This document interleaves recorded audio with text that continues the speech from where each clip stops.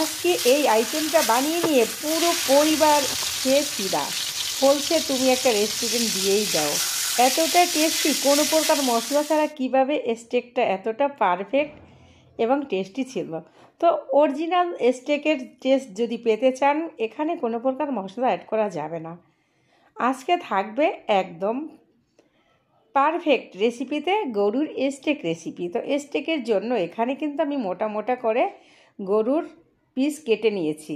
আর স্টেকের জন্য এই টাইপের পিসই নিতে হবে, ধুয়ে পরিষ্কার করে নিয়েছি।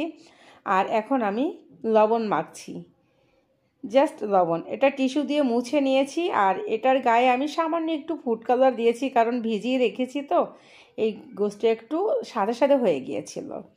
তো তারপরে এই যে একদম ইনস্ট্যান্ট আমি গোলমরিচের গুঁড়ো করে নিয়েছি। এটা কিন্তু আগে থেকে করে রাখা গুঁড়োটা দেওয়া যাবে না, এখন করে এখনই দিতে হবে, এতে করে একদম অরিজিনাল টেস্টটাই পাবেন। তো মোটামুটি যতটুকু প্রয়োজন লবণ এবং কালো সাদা গোলমরিচ আমি একত্রে গুঁড়ো করে নিয়েছি।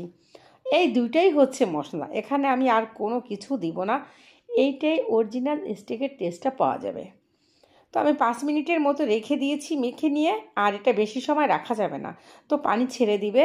যাই হোক, এখন আমি এটা ভাজার জন্য একটা ফ্রাই প্যান নিয়ে নিয়েছি। আর অবশ্যই এটা ভাজার জন্য ফ্রাই প্যানের যে নিচের সাইডটা ওটা মোটা নিতে হবে, মানে একটু মোটা টাইপের সাইড নিতে হবে। তো আমার যে ফ্রাই প্যান, এটার সাইড নিচের সাইডটা ভালোই মোটা আছে। আর তেলটা ভালো করে হিট করে নিতে হবে, আর একইভাবে হিট অবস্থায় রাখতে হবে। তো আমি দিয়ে দিয়ে সুন্দর করে একটা সাইড 1 মিনিট পর পর উল্টে পাল্টে মোটামুটি 6 থেকে 7 মিনিটের মতো এই স্টেকটাকে ভেজে নিব।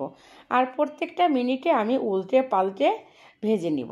তারপর এখানে কিছুটা রসুন আমি একটু ছেঁচা দিয়ে খোসা সহ দিয়ে দিচ্ছি, কারণ রসুনটা যদি কালো হয়ে যায় খোসার উপর সাইডটা হবে। তারপরে 2 চামচ আমি এখানে বাটার দিয়ে দিচ্ছি, এতে করে সুন্দর একটা টেস্ট আসবে এবং এই যে স্টেকটা এটা অনেকটাই জুসি থাকবে। তো মোটামুটি আমার 7 থেকে 8 মিনিট রানিং চলছে, এখন আমি নামিয়ে নিব। আর স্টেকটা খুবই পারফেক্ট হয়েছে, এত সুন্দর একটা ফ্লেভার ছড়িয়েছে এই যে রসুন এবং বাটারের। যাই হোক, এখন আমি নামিয়ে নিচ্ছি। আর নামিয়ে নিয়ে এই যে উপরে দিয়ে কিন্তু বাটারের যে তেলটা সেটা দিয়ে দিতে হবে, এতে করে স্টেকের ভিতরটা খুবই জুসি থাকবে। আর স্টেক কিন্তু সবসময় একদম যখন মাংসটা আনে বাজার থেকে তখনই করে, ফ্রিজে ঢুকায় না। কিন্তু এই মাংসটা আমার অনেক দিনের ফ্রিজে ছিল, তারপরও কতটা পারফেক্ট হয়েছে, আমি কিন্তু এতটা পারফেক্ট রেজাল্ট আশা করি নাই। এতটা পরিমাণ পারফেক্ট হয়েছে, আমি একটু কেটে দেখিয়ে দিচ্ছি। এটা খুবই ভিতরে জুসি এবং সিদ্ধ হয়ে গেছে পারফেক্টভাবে। যাই হোক, আমি একটা পিস আপনাদেরকে খেয়ে দেখিয়ে দিচ্ছি এটা কতটা পারফেক্ট ছিল অ্যান্ড টেস্টি। তো এই যে দেখেন একদম সিদ্ধ হয়ে গেছে। তো রেসিপিটা এই পর্যন্তই, পরবর্তীতে দেখা হবে। খোদা হাফেজ, বাই।